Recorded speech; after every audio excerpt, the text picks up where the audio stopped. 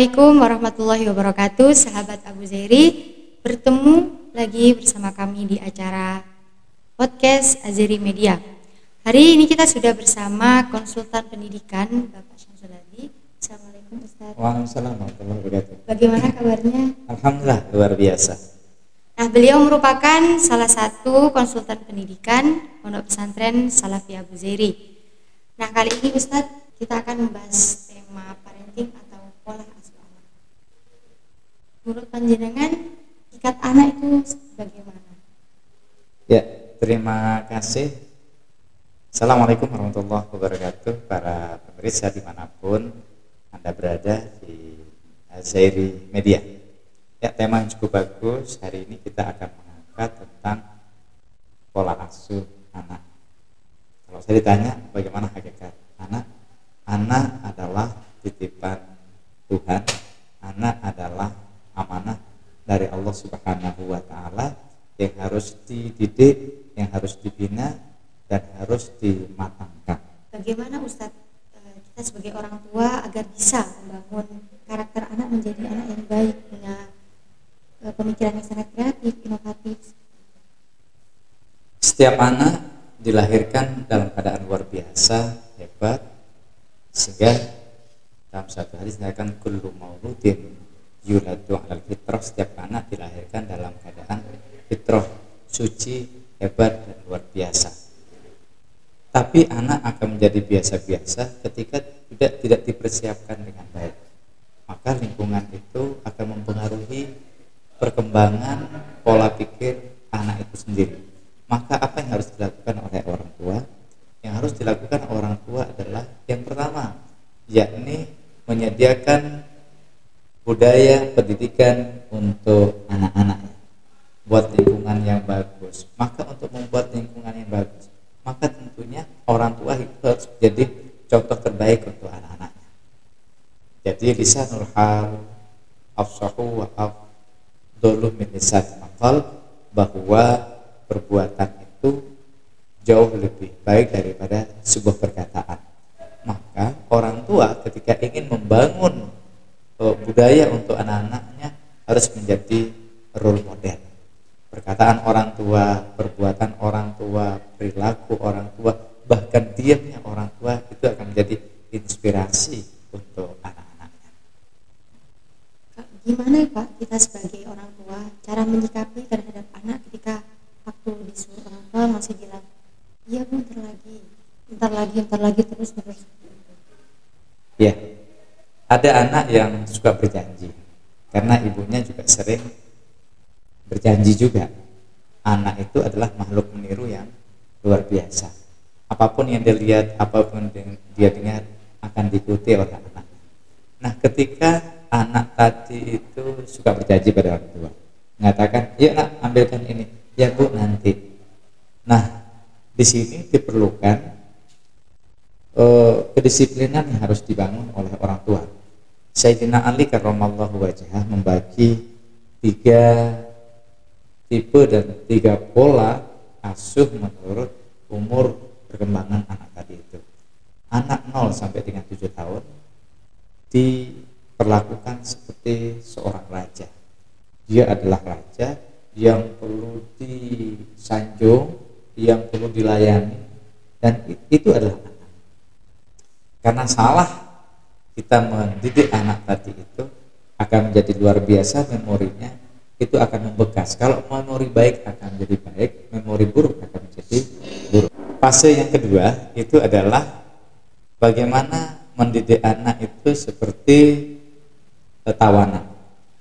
Kita paham dan tahu konsep Islam tentang tawanan itu adalah tawanan tadi itu dia diikat, memang dimasukkan ke dalam sebuah penjara, tapi dia juga diberi kebebasan kapan dia keluar dan kapan waktu dia masuk. Nah, di sini adalah konsep layang-layang. Layang-layang ketika kita mau kembangkan kita bebaskan, tapi ketika keluar dari alur-alur maka kita akan tarik. Nah, di sini 8 sampai dengan 12 tahun. Nah, fase yang berikutnya sampai dengan dia umur 13 sampai dengan umur 17, remajanya tadi itu, perlakukan anak-anak kita seperti sahabat kita. Nah, Jangan dibalik, perlakukan anak yang remaja seperti tawanan, dia tidak akan pernah bisa. Kenapa? Karena disitulah perkembangan psikologi anak mulai mengenal orang tua. Dalam sebuah ayat yang cukup menarik sebenarnya, ketika di situ ada dialog antara Nabi Allah Ibrahim dengan putranya Nabi Allah Ismail alaihissalam. Dalam satu ayat yang mengatakan, A'udzubillahi minasyaitonirrajim, falamma balaghas sa'ya qala inni ara fil manam anni azbahuka fanzur madza tara qala ya abatib al ma tu'mar satajiduni insyaallah minas sabirin.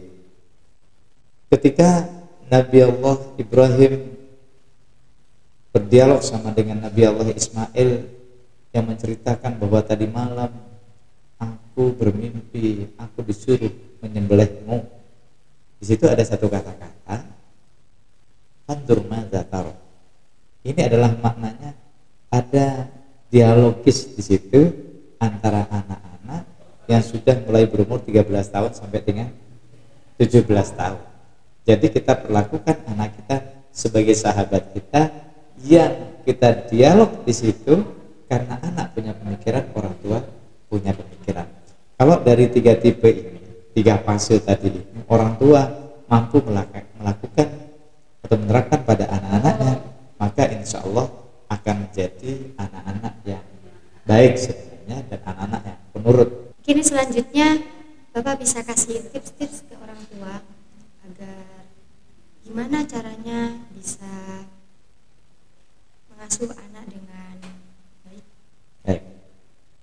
Singkat saja begini, anak kecil adalah bukan orang dewasa yang sudah kecil, tapi anak kecil adalah anak kecil yang sedang kecil. Jika engkau perlakukan anak kecil seperti orang dewasa, kelak ketika dewasa engkau akan menemukan orang dewasa yang kekanak-kanakan. Jadi perlakukanlah anak sesuai dengan perkembangan psikologinya. Ketika Nabi Allah Ibrahim lalu berdoa, Rabbi habli minas sholihin, Rabbi habli minas sholihin. Lalu juga dikatakan, Rabbi ja'alni muqimas shalah wa min dzurriyyati. Lalu beliau berdoa satu hari itu sebanyak 6.000 kali untuk mendoakan anak-anaknya. Jadi intinya adalah lakukan spiritualisasi dalam pendidikan anak-anak, lakukan juga secara fisik untuk pendidikan anak-anak. Dua pendekatan ini kalau kita lakukan, maka anak-anak kita akan cerdas intelektual, cerdas emosional, dan tentunya akan cerdas spiritual.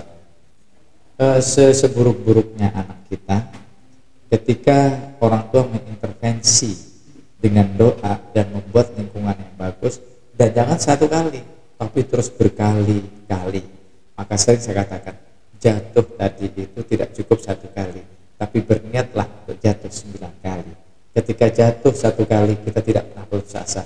Kedua kali, keempat, 3 kali, 4 kali, 5 kali, 6 kali, bahkan semakin banyak jatuh, semakin dia bergembira, sampai dengan dia mengharapkan kapan saya akan jatuh yang ke-9 kalinya.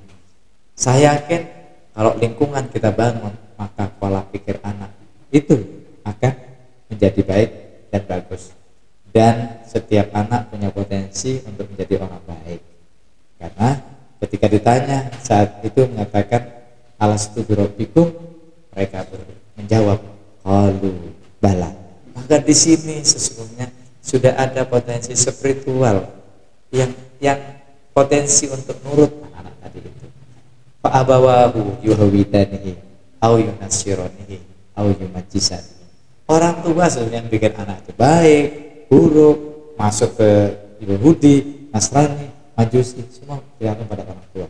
Nah sekarang meletakkan fondasi agama yang baik pada anak, buatkan lingkungan yang baik, maka Anda akan menemukan anak-anak yang soleh, anak-anak yang hebat